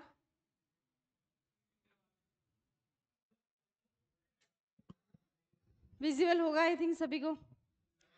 देखो भैया, सामने सबसे पहले आपने कहा, अभी तो हमने कंप्लीट पढ़ा भी नहीं है, बट फिर भी एक बार हम थोड़ा सा ओवरव्यू से देख लेते हैं। सबसे पहले हमने कहा कि हम बाइट को तोड़ेंगे, खाने को, खाने की जो भी है, और उसको माउथ में डालेंगे तो दांत चबाएंगे, जो भी हमने दांतों के बारे में पढ़ा। लेकिन साथ साथ उसमें क्या मिक्स हो जाएगी? सलाइवा। और उस सलाइवा में, उस लार में क्या पाए जाते हैं? एंजाइम्स, जो उस खाने को पचाने में मदद करते हैं। तो वो सलाइवा कौन बनाती है? तो आंसर इज सलाइवरी ग्लैंड्स बनाती है। ग्रंथियां होती हैं हमारे माउथ में, लार ग्रंथियां कहते हैं आप उसे, जो वैसे तो बहुत सारी होती हैं। अब भी जिसकी भी आवाज आ रही है, वैसे तो बहुत सारी लार ग्रंथि होती है, छोटी छोटी तो, बट जो मेजर बड़ी बड़ी ग्रंथि होती है वो तीन जोड़े होती है, थ्री पेयर्स होती हैं लार ग्रंथियां। हमारे दोनों कानों के नीचे होती है एक पेयर, एक पेयर आपकी जो जीभ है उसके दोनों तरफ होती है। आप साइड में जीभ लगा के देखेंगे तो आपको फील हो रही होगी। और एक पेयर आपकी होती है, निचला जबड़ा जो है ना, इसके बिल्कुल सेंटर में। आप अंदर नीचे की तरफ आप जीभ लगाएं तो यहाँ से लार निकलती हुई फील होगी, निचले जबड़े के सेंटर में बिल्कुल। ठीक है, अंदर की तरफ, तो वहां आप जीभ लगाएंगे तो वहां से लार निकलती महसूस होगी। ठीक है, बाहर नहीं निकालनी है लार, बट बस फील करना। तो ये तीन मेजर पेयर्स हैं जो हमारे लार ग्रंथियों के हैं, वैसे छोटी छोटी तो बहुत सारी होती। ये इनका काम हो गया लार बनाना, खाने के अंदर मिक्स हो गई। अब खाना कहाँ से जाएगा? फूड पाइप, ईसोफेगस से जाएगा। और इस ईसोफेगस में जब खाना जाएगा, ये जो फूड पाइप है ना, ये हमारी जो श्वास नली है, विंड पाइप, उससे भी क्या होती है? लंबी होती है। जो श्वास नली तो विंड पाइप, वो तो 10 से 12 सेंटीमीटर होती है बस। जबकि जो फूड पाइप है, इसकी लंबाई 24 से 25 सेंटीमीटर होती है, लगभग उसका डबल होती है। तो ये यहाँ से जब खाना धीरे धीरे धीरे धीरे आगे निकलेगा खाना, ऐसा नहीं है कि खाना सीधा ही नीचे फिसल जाएगा। खाना क्रमाकुंचन प्रोसेस के द्वारा जाएगा। मतलब जहाँ पे खाना होगा ना वहाँ से वो पाइप खुल जाएगी थोड़ी सी, और जब खाना नीचे आ जाएगा तो वहाँ से पाइप नॉर्मल शेप में आ जाएगी, जहाँ खाना है वहाँ से खुल जाएगी, फिर नॉर्मल शेप में आ जाएगी। इस प्रोसेस से होते हुए खाना नीचे जाता है। तो इस प्रोसेस का नाम भी पूछा जाता है, वो मैं लिखवा दूंगी आपको अभी फूड पाइप में। तो जब यहाँ से खाना जैसे तैसे करते करते यहाँ पहुंच गया, और this is called what, this is stomach, ये है हमारा आमाशय। इस स्टमक में एक बाइट खाई निगली यहाँ आ गया, दूसरी बाइट खाई निगला यहाँ पे आ गया। तो ऐसे करके जो आपकी थाली में कंप्लीट खाना है, ऐसे करते धीरे धीरे करते करते सारा का सारा खाना जो आपने फिनिश किया 10 मिनट 15 मिनट 20 मिनट में, वो सारा खाना इकट्ठा हो गया, कहाँ पर आ गया है, आपके स्टमक में। अब आपने ऊपर से 2 गिलास पानी पी लिया तो ये सारा खाना आगे निकल जाएगा, यहाँ रुकेगा ही नहीं। इसीलिए आपको कहते हैं कि खाना खाने के साथ पानी नहीं पीना चाहिए। एक आधा सिप चलो खांसी हो रही है कुछ भी तो अलग बात है, अदरवाइज ऐसे नहीं कि 2 गिलास भर के बीच में पानी। कुछ लोग क्या होती है, एक निवाला खाएंगे, अपना साथ साथ पानी पियेंगे, है ना। कम पीना चाहिए। हाँ, कितनी देर बाद, हाँ 1.5 2 घंटे, 1 1.5 घंटे के बाद। और वो भी थोड़ा सा कहते हैं गुनगुना पानी होना चाहिए, बिल्कुल ठंडा पानी नहीं पीना चाहिए। क्या? दूध गलत है, खाने के साथ दूध पीना बिल्कुल गलत है। लेकिन लस्सी अगर पीते हैं तो लस्सी पीना, इसलिए लस्सी भी ऐसे बहुत एक्सेस में नहीं पीनी चाहिए जितना। लिक्विड तो तब भी होता है, लेकिन लस्सी क्या होता है, एक तो उसमें गाढ़ापन होता है पानी के कंपैरिजन में, और दूसरा उसमें क्या होते हैं, एंजाइम्स, एसिड होते हैं उसके अंदर, वो भी खट्टी होती है, और जो खाने को पचाने में ही मदद करती है कहीं ना कहीं। ठीक है, तो इसलिए लस्सी फिर भी कहीं ना कहीं सही मान जाती है। वो भी ऐसे नहीं कि 2 3 गिलास, सिर्फ थोड़ी बहुत आपकी। और अगर बात करते हैं दूध की, तो खाने के साथ अगर दूध पी रहे हैं तो वो भी गलत है। खाने के साथ पानी पी रहे हैं गलत है, कोई भी लिक्विड ले रहे हैं खाने के साथ। क्लियर है इतनी बातें? अब सामने देखिए इधर, बोलते तो पता नहीं क्या क्या है, नहीं गलत है वो। हाँ जी, जिसको है। हाँ, वो यही ना, क्योंकि वो खाना यहाँ पे उसका पाचन होगा ही नहीं, पाचन नहीं होगा तो अनडाइजेस्टेड फूड वो ऐसे ही चिपका रह जाएगा, वो बॉडी के अंदर रह जाएगा, वो उसका डाइजेशन ही नहीं होगा, तो फिर क्या वेस्ट बनेगा। हाँ, खाने से जस्ट पी लोगे तो फिर वही बात है ना, वो माशे में तो रहेगा। क्या बिल्कुल आप ऐसे पहुंच गए, इसका कोई लॉजिक है, पेपर में क्वेश्चन आने लगे हैं। थोड़ा बहुत बस समझने के पॉइंट ऑफ व्यू से मैं आपको बता रही हूँ कि कैसे कैसे क्या प्रोसेस होता है। अच्छा इधर देखिए, अब सामने सीधे होके बैठो आप, लास्ट में दोनों, लास्ट वार्निंग है आपके लिए। अब आमाशय में खाना, अब कुछ लोग ऐसे भी कहते हैं जैसे खाना खाने के बाद वॉक करनी चाहिए, ये तो नहीं कहा आपने, है ना। खाना खाने के बाद थोड़ा सा वॉक भी करना चाहिए, 10 मिनट थोड़ा घूम लो, टहल टहल लो, खाना खाया है तो। खाना खाते ही सोना नहीं है। Reason, reason is what, reason यही है कि जब इसकी दीवारों से एसिड निकलता है, एसिड यानी कि HCl वगैरह, एंजाइम्स वगैरह, जब ये सब निकलता है इसकी दीवारों से, तो यहाँ से जब इसकी दीवारों से ये एसिड निकल रहा है इसकी दीवारों से, और ऊपर से क्या आया है बताओ, ऊपर से खाना आया है, ये मान लीजिए खाना आया है यहाँ पर, तो ये जो एसिड है ये तो यहाँ पर जो दीवारों के पास खाना होगा ना, इसमें तो ये एसिड ज्यादा मिक्स हो जाएगा, और जो ये बीच में होगा यहाँ पर एसिड अच्छे से मिक्स नहीं हो पाएगा। तो इस केस में आपको कहा जाता है कि वॉक करो, वॉक करेंगे तो आपकी बॉडी में मूवमेंट होगी, और मूवमेंट होगी तो ये खाना और ये एसिड अच्छे से क्या होगा, मिक्स होगा। और जितना अच्छे से ये दोनों चीजें मिक्स होंगे ना, उतना ही अच्छे से यहाँ पर डाइजेशन होगा, पाचन होगा। जो काम यहाँ पर हो सकता है ना 3 4 घंटे, 3 से 4 घंटे बोलते हैं ना अब, तो जो काम यहाँ हो सकता है ना 3 4 घंटे में, वो काम आगे कहीं भी नहीं हो सकता, जो पाचन यहाँ हो सकता है। सेम ऐसे ही जो काम यहाँ पर आपके जो टीथ करते हैं, जो आप कहते हो ना चबाते हैं हम खाने को, जितना अच्छे से टीथ चबा सकते हैं, खाने को पीस सकते हैं, बहुत छोटे छोटे पार्टिकल्स में तोड़ सकते हैं, वो आगे कहीं भी नहीं होगा। इसीलिए जब आप खाना निकलते हैं तो उसको अच्छे से जब तक पीस ना लो, अच्छे से चबा ना लो, तब तक नहीं उसको आगे निकलना चाहिए। ठीक है। और जो लोग जैसे कि मान लीजिए ज्यादा देर तक आप चबाते रहेंगे खाने को तो थोड़ा टाइम ज्यादा लगेगा। जब टाइम ज्यादा लगेगा तो ये पेट, जब कई बार ऐसा होता है कि ये स्टमक जो है ना यहाँ तक फिल हो गया है, और अभी भी आप खाए ही जा रहे हैं, खाए ही जा रहे हैं, आपको पता नहीं चल रहा है, क्योंकि यहाँ से सिग्नल्स पहुंचने में समय लगेगा ब्रेन तक, और फिर ब्रेन को समझने में समय लगेगा कि आपका पेट भर गया है। तब तक आप और एक रोटी 2 रोटी और खा चुके होगे। तो जब आप और 2 रोटी खा चुके हैं तो स्टमक बिल्कुल यहाँ तक फुल हो गया पूरा का पूरा। अब सिग्नल पहुंचे हैं कि पेट भर गया है, और तब तक ये स्पेस ही नहीं बचेगा कहीं इसको मूवमेंट होने का, पूरा फुल भर गया ये। तो उस केस में वो ओवर ईटिंग हो जाती है, ओवर ईटिंग, एक्स्ट्रा खा लेते हैं हम, कई बार टेस्ट में खा लेते हैं तो कई बार किस चीज में। तो जब तक हमारे ब्रेन के पास सिग्नल जाए और ब्रेन समझे कि पेट भर गया है और आपको बोले भी हाँ पेट भर चुका है, तब तक तो आप 2 रोटी और एक्स्ट्रा खा चुके होते हैं। तो जितना आप खाते हैं उसका 50% भी खा लेंगे तो वो कम से कम इतना रहेगा, तो उसके अंदर स्पेस पूरा रहेगा और अच्छे से मूवमेंट भी होगी, डाइजेशन भी होगा, और जितना एसिड मिल रहा है वो सफिशिएंट होगा। एसिड बनेगा कम और ये खाना होगा ज़्यादा, तो अच्छे से मिक्स ही नहीं होगा, तो भी पाचन नहीं होगा। क्लियर हो रहे हैं? तो कुछ लोग ऐसे एक है ना, नाम मुझे ध्यान नहीं आ रहा, गैस्ट्रियाट्रिक पता नहीं क्या एक होता है, एक प्रोसेस होता है, उसमें जो लोग ज़्यादा हेल्दी होते हैं वो लोग वेट, जैसे जो सेलिब्रिटीज बड़े बड़े होते हैं उन लोगों को वे, इसने भी तो कराया था ये अंबानी, इसका जिसकी शादी हुई है अभी, अनंत अंबानी जो भी नाम है, तो ये जो है इसने भी ऐसे ही करवाया था, तो इसकी वजह से उस टाइम पे तो हो गया था वेट लूज और फिर से इतना ज्यादा वेट बढ़ रखा है। तो क्या करवाते हैं ये अमाशय का ना साइज ही छोटा करा लेते हैं, इतना मतलब थोड़ा साइज ऐसा कुछ लेयर लगवा लेते हैं जिससे कि पूरा जो खाना है वो पूरे स्टमक में जितना होता है ना उससे आधा ही स्पेस में खाना जाए, बस पूरे स्टमक में जाने से आधे इतना ही स्टमक करा लेते हैं, साइज छोटा करा लेते हैं इसका। और इसके साइज छोटे कराने से होगा क्या, आपको स्टमक को जब थोड़ा सा खाना खाते ही आपका ऐसा लगा पेट भरा हुआ है, और जब पेट भरा हुआ लगेगा तो फिर ओवर ईटिंग भी नहीं होगी, है ना। जितना स्टमक का साइज बड़ा होगा उतना खाना ज्यादा आ पाएगा ना इसके अंदर, वो स्टमक का साइज छोटा करा लेते हैं, बेरियाट्रिक सर्जरी होती है एक ऐसी करके, तो वो सर्जरी के दौरान स्टमक का साइज छोटा हो जाने की वजह से जो क्वांटिटी है खाने की वो कम जाती है, और कम खाने खा के भी आपको संतुष्टि सी फील होती है, पेट भरा हुआ फील होता है, और उससे क्या होता है वेट लॉस में हेल्प होती है। अच्छा, अब यहाँ से खाना आगे निकला है, आमाशय के बाद खाना कहाँ एंटर करेगा, आपकी स्मॉल इंटेस्टाइन, छोटे आंत में। तो यहाँ से जब छोटे आंत में जाएगा तो इस तरफ राइट साइड में अगर मैं ऐसे हूँ तो ये मेरी कौन सी साइड है, राइट साइड। राइट साइड में क्या है बताइए, लीवर, और लेफ्ट साइड में क्या होता है, पेनक्रियाज। जो ये लीफ पत्ती नुमा संरचना होती है ना, लीफ के जैसे स्ट्रक्चर होती है, पूछा जाता है लीफ लाइक स्ट्रक्चर होती है, ये बहुत इंपॉर्टेंट है। क्यों? क्योंकि इससे इससे एक इंपॉर्टेंट हार्मोन बनता है, दैट इज इंसुलिन हार्मोन, जो सभी जानते हैं, जिसकी कमी के कारण क्या हो जाता है, डायबिटीज।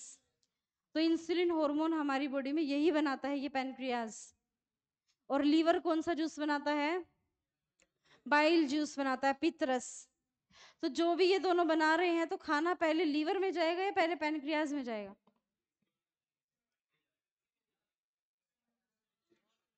बताओ, पहले लीवर में या पहले पैनक्रियाज में, किसी में भी नहीं जाएगा, पक्का। चलो पहला ऐसा बैच है जहाँ पे कॉन्फिडेंसली आंसर दे रहे हैं, वरना तो कुछ कहते हैं कि लीवर में, कुछ कहते हैं पैनक्रियाज में, आपस में यही डिबेट होती रहती है।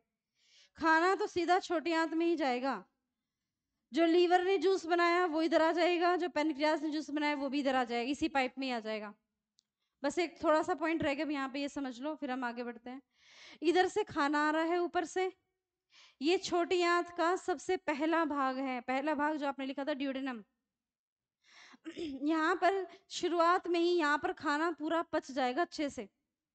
इधर से अमाशय से जैसे खाना आगे निकला, इधर छोटी आंत में, इधर से लीवर ने जूस बनाकर भेज दिया, इधर से पेनक्रियाज ने अपना जूस बनाकर भेज दिया, जिसमें हार्मोन एंजाइम सब कुछ था।